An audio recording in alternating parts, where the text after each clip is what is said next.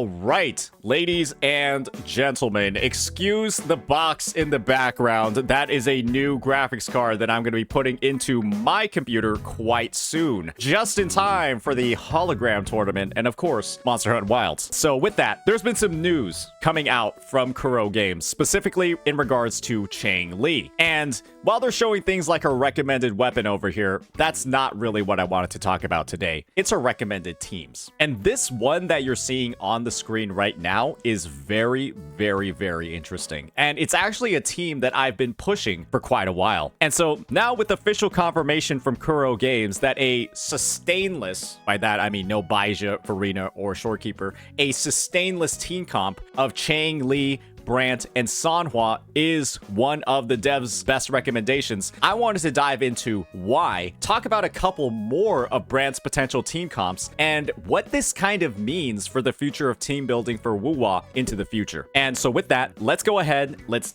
break it all down, and let's see why this team is actually so damn good. I'm gonna have my Wuthering Waves open over here on the team select menu. And what you're gonna notice is that, of course, I do have Chang Li, I do have Sanhua, but I don't have Brant because he's not released yet. I'm going to be using Spectral Rover as sort of like the substitute for Brant in this situation. And we're going to talk about what makes this team so great. So to understand why this team is good, we're gonna have to start off with something a little bit simple. We're gonna have to take a look at Brant's kit. And so when we think about Brant, the main things to focus on when it comes to his team building is that A, bro buffs resonance skill damage and fusion damage, and he also gets buffed by buffs to basic attack, because Return from the Ashes, which is basically his strongest move in his kit that deals the most damage and is the goal of every single rotation, is considered basic attack damage. And let's be honest here, you want a lot of buffs on him. It feels good to have buffs on him when he's dealing something like 665% damage at, well, rank 1. So we just did a bit of a breakdown, right, on what Brant's going to specialize in. He gets buffed by basics, and he buffs resonance skill and fusion. What this means is that within this team comp of Chang Li, Sanhua, and Brant, with Spectral Rover as the stand-in, you're going to have Sanhua basically start off the rotation, go through her entire kit, get her Forte Circuit ready to go, and then get her basic attack damage amp ready. She's then going to outro skill onto Brant, who's then going to intro skill, and then go through his entire rotation. And then he's going to take the outro skill of himself that buffs resonance skill damage and fusion damage, and then give it on over to Chang Li, who, frankly, we all kind of know by now, deals resonance skill damage across her kit. A lot of it, if we're being honest. And then once Chang Li's concerto is fully ready to go, then ladies and gentlemen, that is when Chang Li's going to take her outro skill buff that buffs fusion damage and, most importantly, liberation damage, and then give it over to Sanhua. If I were to put these characters in the right order, it would actually be something like this in order of outro. Sanhua over to Brant, over to Chang Li, and then back to Sanhua. And so with that, I've done a lot of talking about the rotation. I've done a lot of talking about how it's going to work. It probably makes a bit of sense for us to show off what this rotation typically would look like in a game mode like the TOA. And so we're going to be using a stand-in for Brant across these rotations. The rotation is mainly going to focus on Sanhua. We're just going to be pretending in this example, starting off with Sanhua, we're going to pretend that Jeja is actually our Brant in this situation. And the reason why we're pretending that it's Jeja is because Jeja has a pretty fast rotation time that is quite similar to Brant's. And so the idea is that we want some of the cooldowns to line up. I know she's not like a direct analog, but hopefully you get what I mean over here. So with this team, right, we're really looking to emphasize field time. We're looking to transfer as many outro skills as possible. And so Sanhua is the first character that we're going to start off with. And the combo here is going to be really simple. We're going to take our Sanhua, use her resonance skill and liberation, right? Charge it up, and then go over to Chang Li. Finish that off, then go back onto Sanhua, and then onto our Jeja. And then we're going to get through our Jeja's rotation.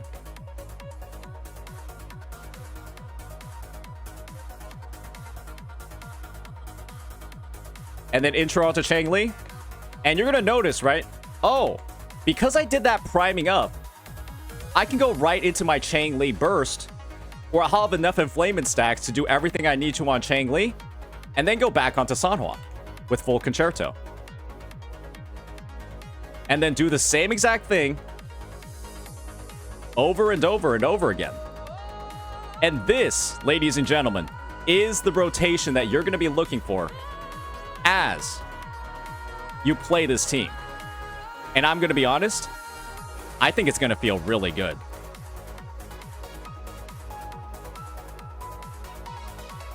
I think it's going to feel great. One of the best rotations ever, if we're being honest.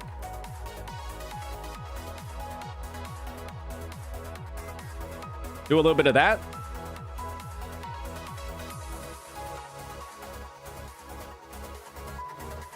And you're seeing over here, it's just an outro skill after an outro skill into an outro skill. And these are just repeatedly being used over and over again. You're going to notice that some of the timing, you might have to, like, you know, do a full rotation of True Sight on Chang Li. Unfortunately, it might have to happen occasionally. But that's what it's going to look like when you cycle through everything. You just want to make sure that by the time Chang Li enters the field, that she has at least one stack of Inflamement ready to go. And it'll feel very smooth. It'll just keep happening.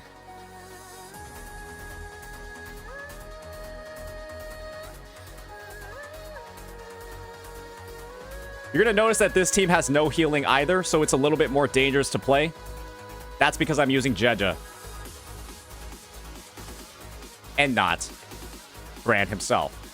So that was our demonstration. That was our demonstration showing off all of the different parts of the kit. Now that we've taken a look at how that rotation works, let's talk a little bit about what the gearing looks like. And when it comes to that sample team rotation, right, the gearing on your Chang Li and on your Brant should be pretty typical. They'll be focused on damage. Sanhwa's gearing, however, is where things can get a little bit interesting. And the reason why I say interesting is pretty simple. Sanhwa can be your healer in this comp. Sanhwa can be your healer in this composition. And by that, I basically mean that she can use the Originite Sword, which, upon casting a Liberation, which Sanhwa is going to do in every single rotation, upon casting a Liberation, Sanhwa is going to heal her HP by 5%, trigger it one time every 20 seconds, and then from there, instead of putting her on something like Moonlit Clouds, you could actually put her on Rejuvenating Glow with something like the Bellborn Geochalone or the Fallacy of No Return. You could even slot her with something like crit damage too to keep that damage up. But the idea here is that she'll be able to take this Rejuvenating Glow team buff and apply it to a character like Chang Li, as well as Brant. The unfortunate part with just putting her on something like Moonlit Clouds is that she's only gonna buff Brant's damage, especially with something like the Echo skill over here, right? Which only the incoming character's damage is buffed, and then she also gives an attack percentage buff. The reason why I don't fully recommend Moonlit Clouds and why I'm suggesting the Rejuvenating Glow option is that Brant scales horrifyingly with attack percentage. Brant is one of the worst attack percentage scalers in the game, and the reason for that is quite simple, and it will depend on what gear you end up using on him. Brant's gonna be really bad with attack percentage because his signature weapon, it has a base attack of 412, and a 412 base attack is going to dramatically impact the benefit that you're receiving from something like Moonlit Clouds and that 22.5% attack buff. With a base attack this low, it's actually not really that recommended to have that many attack buffs. It's instead better to focus on something like damage percent. And so with Sanhwa being the first person in the rotation and with her on Moonlit Clouds, you're going to be buffing Brant in ways that are kind of good for him like the Heron, but not so good with him like the Moonlit Clouds set buff. And by placing Rejuvenating Glow and that Originite Gauntlet on Sanhwa, you're going to be able to A, boost the attack of Chang Li as well alongside Brant, and then even use something like the Bellborn Geochalone as well, which is going to provide a damage buff, right? A 10% damage boost that unfortunately will disappear upon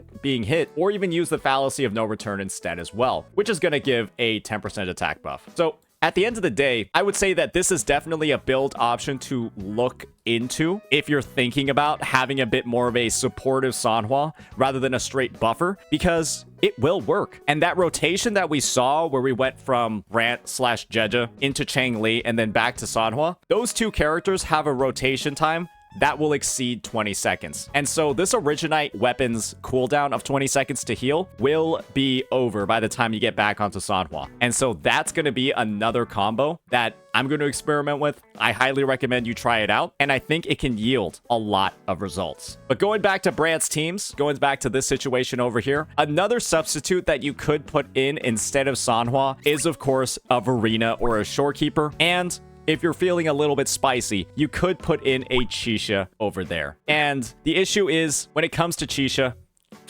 she takes up a lot of field time. Way more field time than Sanhua. And so you might get some good results in maybe your first rotation, but all of your future ones are going to be delayed by quite a bit if you're slotting in Chisha across this team. And so I highly recommend giving this one a spin, trying out all of the different echo sets, all the different combinations. And of course, make sure you give Verena and Shorekeeper teams a try as well. You might get some better results with those, but with Sanhua buffing and amplifying basic attack damage by so much, you're going to get a lot of mileage out of Brant. My last pick as a replacement for Sanhua that you might find kind of fitting in the lore is, of course, going to be Rosia.